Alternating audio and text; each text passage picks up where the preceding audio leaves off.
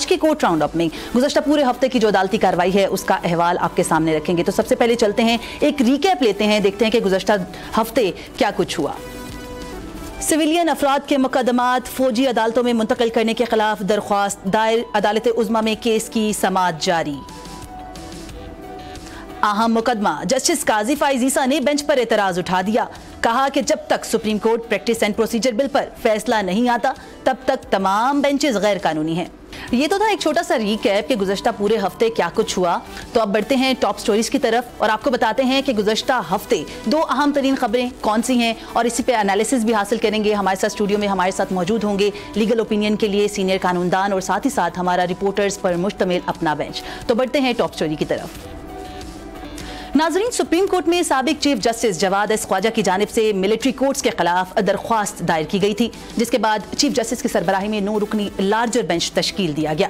2 रोज कबल supreme Court में chief justice Pakistan Umar Ata Bandial की सरबराही में फौजी अदालतों में सिविलियंस के ट्रायल के खिलाफ दरख्वास्तों पर समाअत हुई, जिसके दौरान जस्टिस काजी फाइज ईसा और जस्टिस सरदार तारिक मसूद की जानिब से एतराज़ात उठाए गए।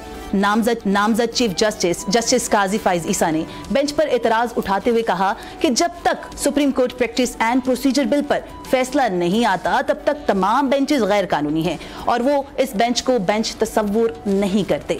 जिसके बाद 9 रुकनी लार्जर बेंच टूट गया और चीफ जस्टिस ने 7 रुकनी नया बेंच तश्कील दे दिया। गुज़श्ता रोज होने वाली समाअत में जस्टिस मंसूर अली शाह ने वकील फैसल सदीकी से इस्तफसार किया कि आप अपनी दरख्वास्त में आर्मी एक्ट को चैलेंज क्यों नहीं किया गया, जिस पर उनकी तरफ से ही कहा गया कि उनका मौकिफ नहीं है कि आर्मी एक्ट की कोई शिक गैर कानूनी है। उनका मौकिफ तो ये है कि मनपसंद लोगों का आर्मी ट्रायल करना गलत है। आर्मी एक्ट के तहत मखसूस सिविलियंस का ट्रायल खिलाफ आइन है। दौरान समाअत चीफ जस्टिस पाकिस्तान ने अपने रिमार्क्स में कहा कि अगर कोई सिविलियन किसी फौजी को बगावत पर उकसाता है तो इसका ट्रायल फौजी अदालत में हो सकता है। ये कहना कि सिविलियन का कभी फौजी अदालतों में ट्रायल नहीं हो सकता सरासर गलत है, दुरुस्त नहीं है। देखना ये होगा कि सिविलियंस को फौजी अदालतों के दायरे इख्तियार में लाने का क्या तरीक़ेकार अपनाया गया है। ये भी देखना होगा कि इंसदादे दहशतगर्दी अदालत के जज ने किस बुनियाद पर मुकदमात फौजी अदालत मुंतकिल किए। चीफ जस्टिस उमर अता बंदयाल ने ये रिमार्क्स भी दिए कि ऑफिशियल सीक्रेट एक्ट के तहत जराइम का तयन फौज ने भी करना है। फौज इंसदादे दहशतगर्दी अदालत में सिविलियंस की हवालगी के हवाले से दरख्वास्त दायर कर सकती है, मगर फौज को सिविलियंस की हवालगी में ठोस बुनियाद नहीं दी गई।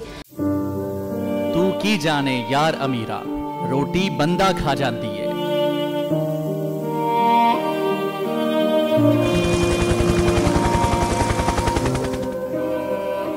उदास आंखें, चेहरों पर मायूसी, दिलों में अब भी प्यारों के बच जाने की आस। मेरी दरखास्त है वज़ीर आज़म अगे जल्दी तो जल्दी मेरे बच्चे की तलाश की जाए। गम की इस घड़ी में बोल रहा अपनों के साथ। और यूनान में महाजरीन के जहाज को हादसे के बाद अब रेस्क्यू ऑपरेशन खत्म हो चुका है।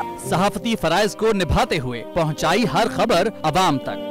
80 के करीब जो है वो लाशें वो निकाली गई हैं। बोल की खबर पर FIA की बड़ी कार्रवाई, इंसानी स्मगलर्स के खिलाफ इकदाम करते हुए गिरफ्तार कर लिया। ह्यूमन ट्रैफिकिंग सर्कल गुजरात ने बड़ी ये कार्रवाई की है, जिसमें कश्ती हादसे में मुलव्वस अहम सरगना गिरफ्तार कर लिया गया है। क्योंकि बोल है पाकिस्तान का नंबर 1 न्यूज चैनल। सब्सक्राइब करें और बेल दबाएं ताकि कोई खबर रह न जाए।